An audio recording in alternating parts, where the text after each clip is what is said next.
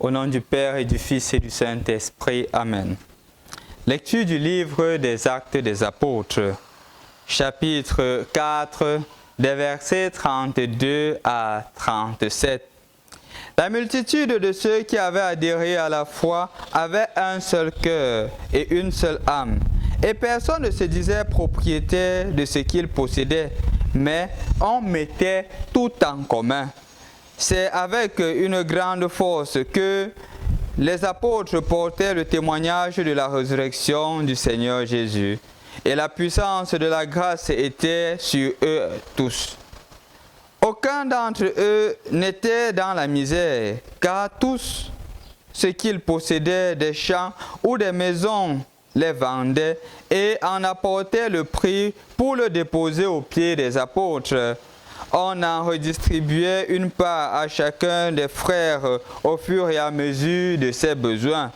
Joseph, que les apôtres avaient surnommé Barnabé, ce qui signifie l'homme de réconfort, était un lévite originaire de Chypre. Il avait une terre et l'a vendue et en apporta l'argent qu'il déposa aux pieds des apôtres. Bonjour chers frères et sœurs dans le Christ. Rendu au mardi de la deuxième semaine du temps de Pâques, nous sommes en train de méditer justement la formation de la première communauté chrétienne. La semaine passée, on était en train de voir comment est-ce que Paul a commencé le ministère. Et à travers son ministère, la communauté s'agrandissait. Et quand une communauté s'agrandit, il faut des principes du vivre ensemble. Ce n'est pas que chacun vient, il vive comme il veut. Et le modèle, ou du moins le principe fondamental qui était utilisé, c'était le principe évangélique, à l'image du Christ. Puisque nous sommes là, à la suite du Christ, il doit avoir des conditions. La première condition, c'est que celui qui se met à la suite du Christ doit se déposséder.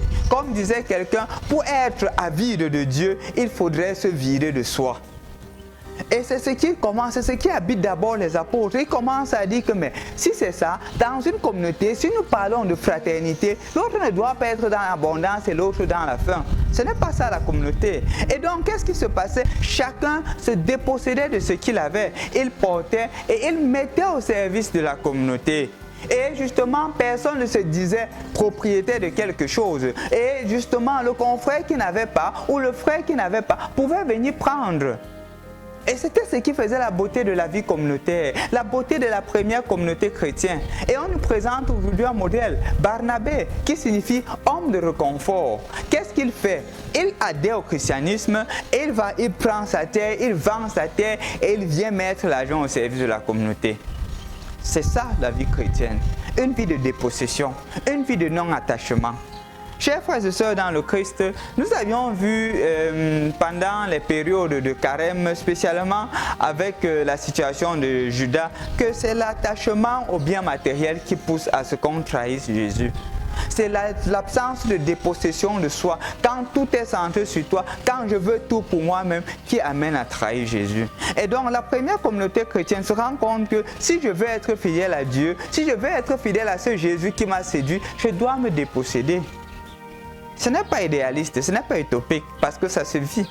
Je peux donner clairement l'exemple de ma communauté religieuse, ou du moins de ma congrégation, où nous vivons, il y a des Italiens, il y a des Mexicains, il y a des Brésiliens, il y a des Indonésiens. Nous vivons ensemble, comme des frères. Nous, par exemple, Africains, vu le contexte, on ne peut pas apporter autant que nos confrères italiens, par exemple. Qu'est-ce qu'ils font? Ils vont en congé, ce que leurs familiers donnent, ils viennent, on met en commun et on vit de ça. Ce n'est pas une utopie. Jusqu'à maintenant, c'est encore vécu. De par mes confrères, ils viennent, ce qu'ils reçoivent, parce que notre congrégation, nous vivons essentiellement des dons, nous n'avons pas de structure. Nous avons des confrères qui le font. Et c'est une preuve concrète que l'évangile, le vécu de la première communauté chrétienne s'actualise encore aujourd'hui.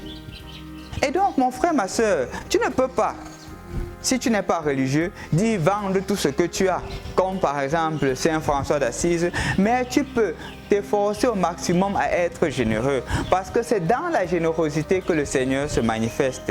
Écoute bien, personne ne se disait propriétaire de rien, mais on aidait les confrères pour que personne ne soit dans le manque. Ce serait grave quand nous avons beaucoup d'argent accumulé quelque part et des personnes meurent de faim. Ce n'est pas l'attitude du chrétien, ce n'est pas l'attitude de celui qui suit Jésus.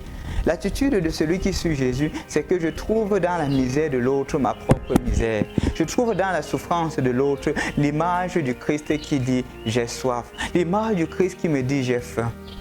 Si on veut être à la suite du Christ, mon frère, ma soeur, on doit se déposséder. On ne doit plus penser comme le monde, on doit penser de façon divine. Au nom du Père et du Fils et du Saint-Esprit. Amen.